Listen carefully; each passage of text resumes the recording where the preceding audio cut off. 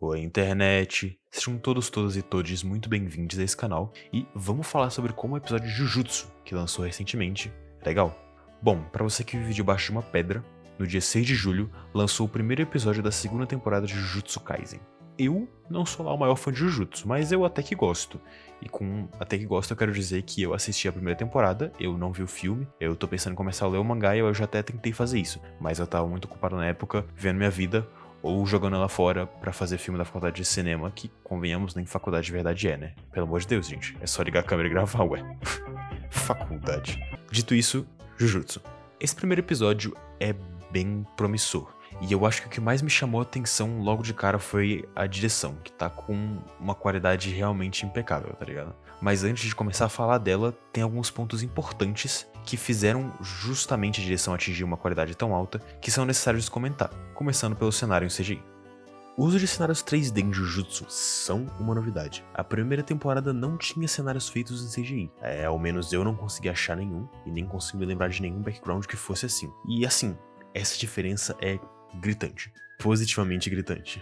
Existem alguns movimentos de câmera, entre aspas, né? Porque não tem câmera, né, na animação, mas enfim, que são possíveis só por causa desses cenários. E isso faz com que a produção tenha muito mais liberdade na hora de construir uma cena, e o resultado disso é mais dinamicidade para cena de ação, muito mais qualidade para construção de tensão e um resultado melhor no geral. Mas lógico, né? Não é só o cenário 3D que é responsável por esses fatores. Aqui entra outra mudança que entre a temporada passada e essa foi fundamental, que é o design maravilhoso de personagens. Se você prestar atenção especialmente nos personagens da primeira temporada e comparar com a segunda, lado a lado até, você vai notar uma coisa. Agora tá mais simples. Olha como a texturização do cabelo é mais detalhada na primeira, olha como esse padrão de sombras nos uniformes dos feiticeiros Jutsu são muito mais complexas na primeira. E isso, logicamente, significa só uma coisa. É melhor, né, na primeira temporada. A primeira temporada é muito melhor. Na verdade, depende.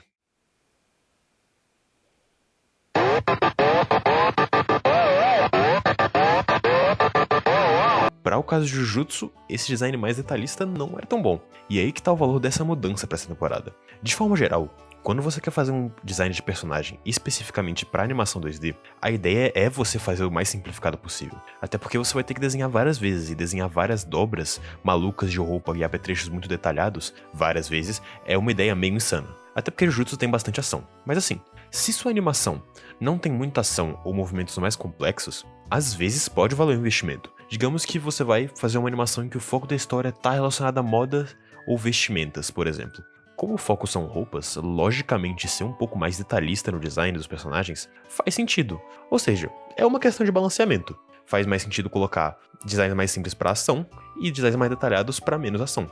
E eu devo dizer que essa nova temporada é um ótimo exemplo de um bom balanceamento. Esse novo design, junto com a construção de cenários, faz com que cenas assim sejam possíveis em maior frequência. Juntando esses dois aspectos, eu acho que agora eu posso falar do que mais me agradou nesse episódio, que foi a direção pelo gênio Shota Koshizumi. A direção desse episódio é bem diferente de uma direção convencional para anime, e diferente no sentido de que ela tem bastante personalidade. Eu gosto muito de como ela força vários limites que geralmente são impostos em animações 2D, justamente pela disponibilidade de um estúdio que tem tanto departamento para o 3D quanto para o 2D fortes, né, que é a MAPPA. O Shotoko Shozono, que falando rápido parece outra parada, mas não vamos usar o nome do cara, né? Enfim, o Goshozono, ele foi quem dirigiu o episódio e ele é claramente um cara que sabe muito bem aproveitar o que tem disponível nas mãos dele. Tem várias coisas sutis que ele faz que eu sou muito fã. O jeito que ele encontrou pra adaptar o material original, por exemplo, é bem interessante. Eu vi poucas pessoas falando sobre esse exemplo que eu vou falar agora.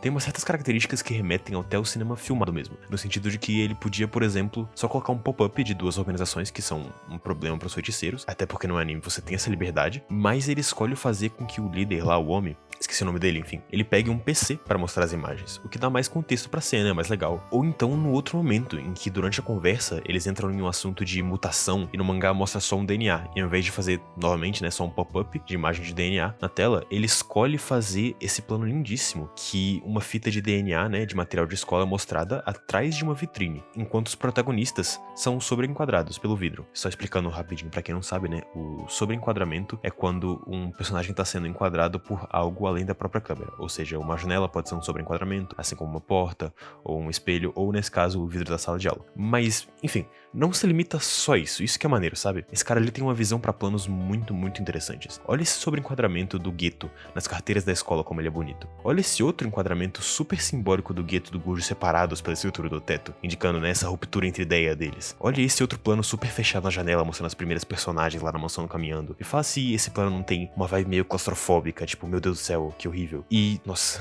vamos falar logo sobre essa mansão, vai? Cara, toda essa sequência com a Otarime e a Meimei na mansão assombrada é muito boa. Todos os planos são usados para construir uma atmosfera muito única, que causa certinho com o Jujutsu. Presta atenção como tem esse efeito de distorção de olho de peixe em várias cenas. O olho de peixe é essa curvatura na tela, né, que quando você tá usando uma lente de verdade, tem origem nessas lentes que conseguem capturar uma imagem de 180 graus, né. Esse efeito é muito interessante porque ele pode assumir um papel de guiar o espectador para um ponto específico da imagem, ou simplesmente para causar um incômodo mesmo. O que é, né, causar um incômodo perfeito para uma mansão velha, suja e escura. Essa parada foi muito bem utilizada nesses dois tópicos, inclusive. A cena de ápice de tensão dentro da mansão, que é, né, a Otarime indo verificar debaixo da cama, é um exemplo disso. Olha como fica distorcido antes dela ver os ratos. Olha como essa cena causa agonia. E falando em agonia, é muito maneiro também como elas estão sendo observadas o tempo todo quando estão explorando a mansão. Desde a entrada delas, tem esse uso de uma espécie de câmera subjetiva, entre aspas, que é como se algo estivesse observando elas. Tem sempre algum plano que a câmera tá atrás de algum objeto, ou que ela tá muito longe mostrando os protagonistas de costas. Isso passa uma impressão de que tem algo que o espectador não sabe o que é, espreita. Tudo isso é muito massa e, pô, pra mim só mostra o quanto essa temporada tem uma qualidade monstruosa. Mas enfim,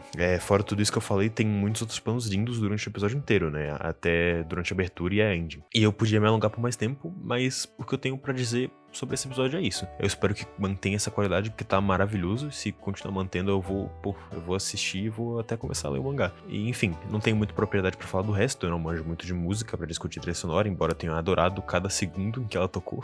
Combinou certinho com cada cena. Mas espero que você tenha gostado desse vídeo. Se puder, deixa um likezinho e tamo junto.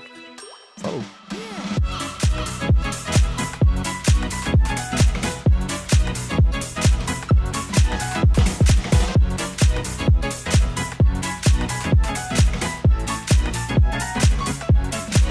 O vídeo acabou, vai embora.